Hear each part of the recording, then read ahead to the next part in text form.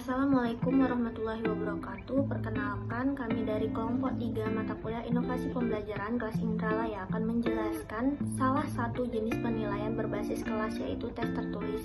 Adapun anggota kelompok kami, saya sendiri Nabila Irianti Hasan, Pratiwi Melinda Wulandari, Yowanita Anduf Julher Lambang, Alia Miranda, Ersya Muharomah Putri, Iwi Setiawati, Lena Keisha Lubis, Nabila Amelia Arifah, Melinda Sari, Rohimah Fitria, dan yang terakhir ada Nurul Yasmi. Baiklah, saya Nabila Amelia Arifah. Ini saya akan menjelaskan penilaian tertulis atau tes tertulis. Penilaian tertulis merupakan alat penilaian berbasis kelas yang menyajikan maupun penggunaannya dalam bentuk tertulis. Tes tertulis dapat diberikan pada saat ulangan harian dan ulangan umum. Bentuk tes tertulis dapat berupa penilaian ganda, menjodohkan, benar salah, isian singkat, dan uraian atau esai.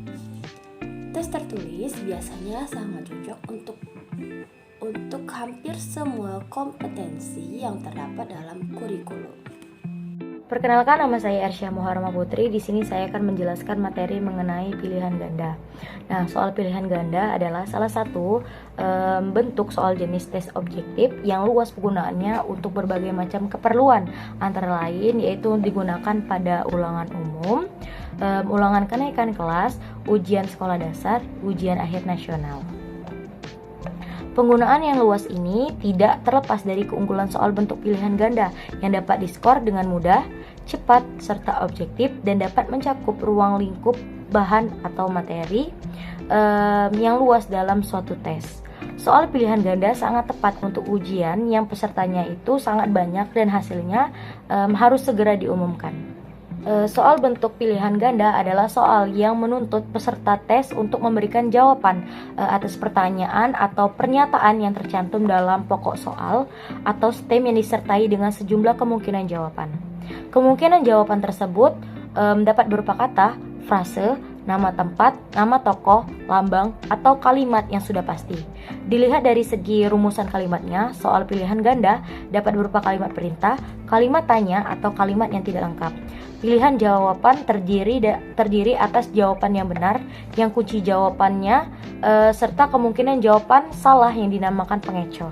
Namun, memungkinkan seseorang memilihnya apabila tidak menguasai materi yang ditanya dalam soal. Nah, adapun jenis soal pilihan ganda ini terbagi menjadi dua, yaitu soal dalam bentuk pertanyaan dan soal dalam bentuk pernyataan. Adapun peskoran soal pilihan ganda sebagaimana telah disebutkan dahulu sangat mudah dilakukan. Misal skor 1 diberikan apabila jawaban benar dan skor 0 diberikan apabila jawaban salah. Untuk jumlah soal dan jumlah peserta tes yang sangat besar, penskoran dapat dilakukan dengan bantuan komputer. Adapun di sini mengenai kekurangan dan kelemahan dari soal pilihan ganda. Yang pertama yaitu keunggulannya. Jumlah materi yang dapat ditanyakan relatif tak terbatas dibandingkan dengan materi yang dapat dicakup soal bentuk lainnya. Jumlah soal yang ditanyakan umumnya relatif banyak. Terus keunggulan yang kedua yaitu dapat mengukur berbagai jenjang kognitif mulai dari ingatan sampai dengan evaluasi. Yang selanjutnya yaitu kekurangannya kurang dapat digunakan untuk mengukur kemampuan verbal, dan kekurangan kedua yaitu peserta didik itu tidak mempunyai kelulusan dalam menulis, mengorganisasikan, mengekspresikan gagasan yang mereka miliki yang dituangkan ke dalam kata atau kalimatnya sendiri. Baiklah, itu saja pemaparan dari saya. Terima kasih. Baiklah, perkenalkan, nama saya Melinda Sari. Di sini saya akan memberikan contoh soal pilihan ganda untuk anak usia dini. Nah, sedikit menjelaskan mengenai soal pilihan ganda, yang dimana soal pilihan ganda merupakan seperangkat tes yang setiap butirannya menyediakan pilihan jawaban dan salah satu opsinya merupakan jawaban yang benar, sedangkan opsi lainnya berfungsi sebagai distraktor atau pengecoh. Nah, dapat dilihat pada gambar di samping merupakan contoh soal pilihan ganda untuk anak usia dini pada bidang matematika. Di sini anak diajarkan untuk belajar menghitung. Nah, pada contoh gambar di samping ini, anak diminta untuk melingkari jawaban yang benar. Kemudian gambar yang kedua ini contoh pilihan ganda untuk anak usia dini pada bidang pengetahuan umum. Nah, di sini anak diminta untuk mengerjakan soal pilihan ganda, kemudian anak diminta untuk mencentang jawaban yang benar. Nah, mungkin itu saja contoh soal pilihan ganda. Terima kasih. Kembali ke moderator. Nama Alia Miranda. Benar dan salah.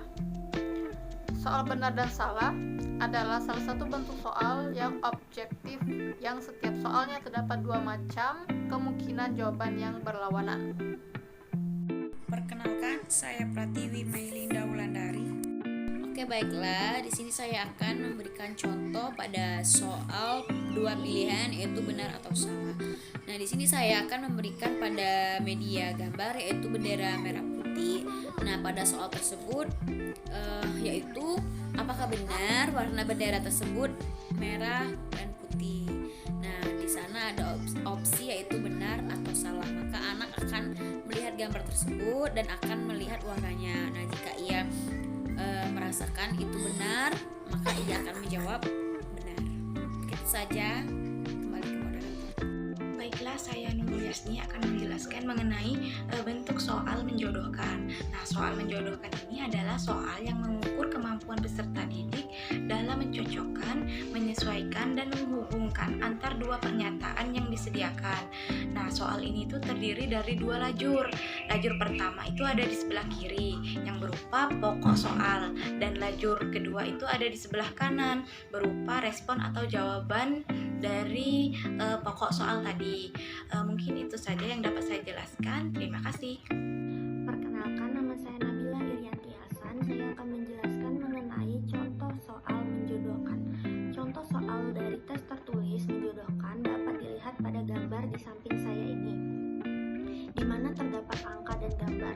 Anak akan diminta untuk mencocokkan angka sesuai dengan gambar dengan jumlah gambar yang ada, seperti ada 8 nanas, 8 dihubungkan dengan gambar nanas, dan angka 9 dihubungkan dengan gambar buku yang berjumlah 9, dan ada satu payung, angka 1 dicocokkan dengan payung, 10 semangka, 7 perahu kertas.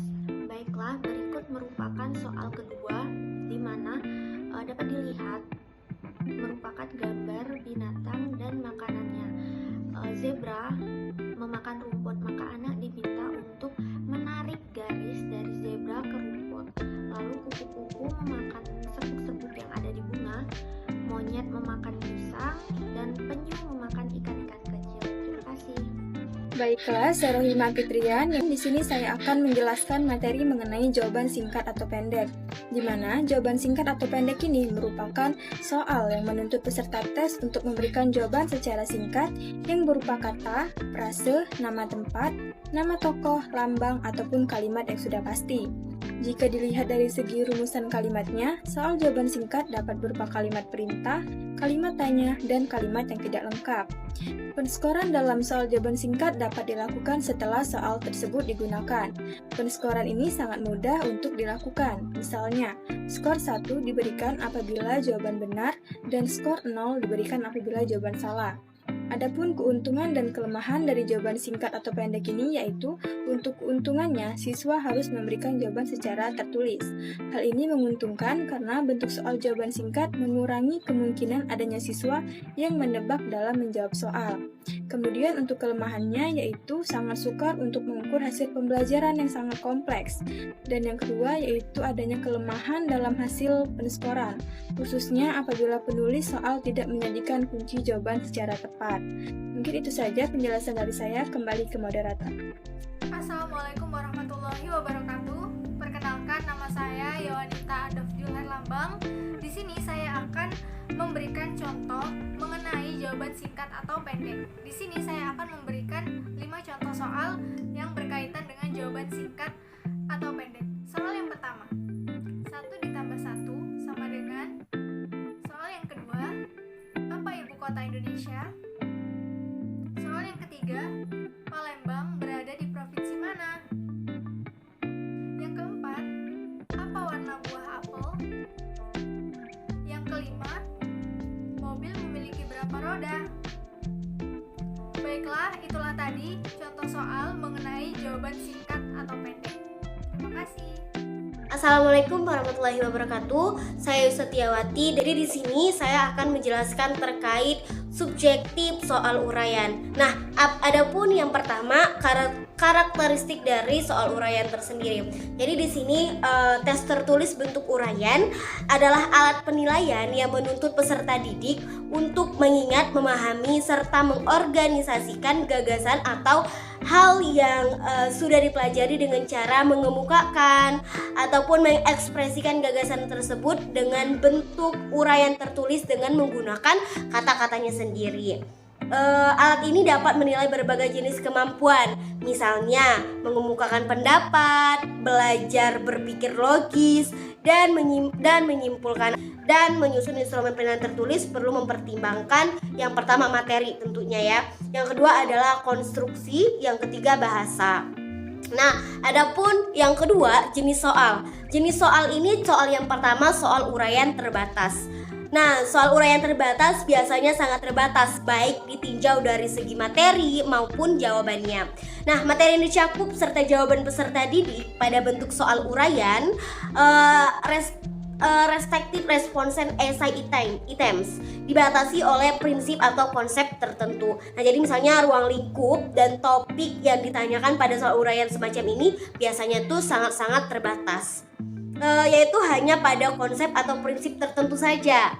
Jadi bentuk soal ini sangat mengukur kompetensi yang diperlukan intervensi, interpretasi dan penggunaan data, memecahkan masalah dan menggunakan konsep dalam berbagai macam situasi. Yang kedua itu adalah soal uraian tak terbatas. Jadi jika yang pertama tadi soal uraian terbatas, yang kedua ini soal uraian yang tak terbatas. Nah, soal uraian tak terbatas ini atau extended response essay items atau soal uraian non objektif. Nah, jadi di sini adalah soal yang mengharuskan peserta didik mengekspresikan gagasan mereka secara bebas melalui tulisan atau karangan. Nah, jadi misalnya soal ini mengharuskan peserta didik untuk memilih informasi faktual yang memungkinkan mereka dapat mengorganisasikan, mengintegrasikan dan mengevaluasi informasi tersebut ke dalam jawaban secara tepat. Beberapa kompetensi yang dapat diukur oleh soal uraian tak terbatas ini, yang pertama adalah kemampuan mengorganisasikan serta mengekspresikan gagasan-gagasan, misalnya membuat karangan. Nah, ini merupakan salah satu contoh dari soal uraian tak terbatas. Contohnya itu membuat karangan. Yang kedua, kemampuan untuk mengintegrasikan pembelajaran pada disiplin ilmu yang berbeda. Misalnya contohnya integrasi matematika pada ilmu fisika, kimia, dan ilmu lainnya. Itu adalah ilmu yang sudah terukur ya. Yang ketiga atau yang C yaitu kemampuan berkreasi untuk menghasilkan bentuk-bentuk yang orisinil. Atau contohnya itu misalnya merancang percobaan atau apapun gitu ya.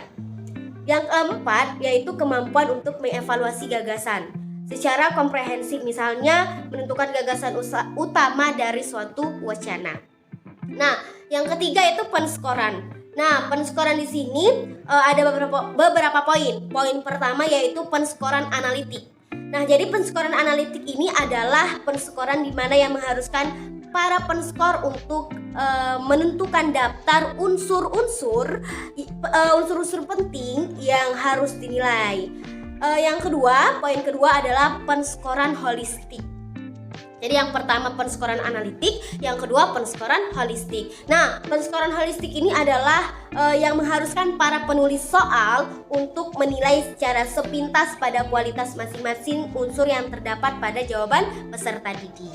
Jadi guru ini tidak perlu memberikan skor pada masing-masing unsur tersebut. Jadi metode holistik ini memungkinkan sangat baik digunakan untuk menskor tes uraian tak terbatas yang mengandung kemampuan siswa dalam mensintesa dan mengkreasikan ide serta gagasan mereka.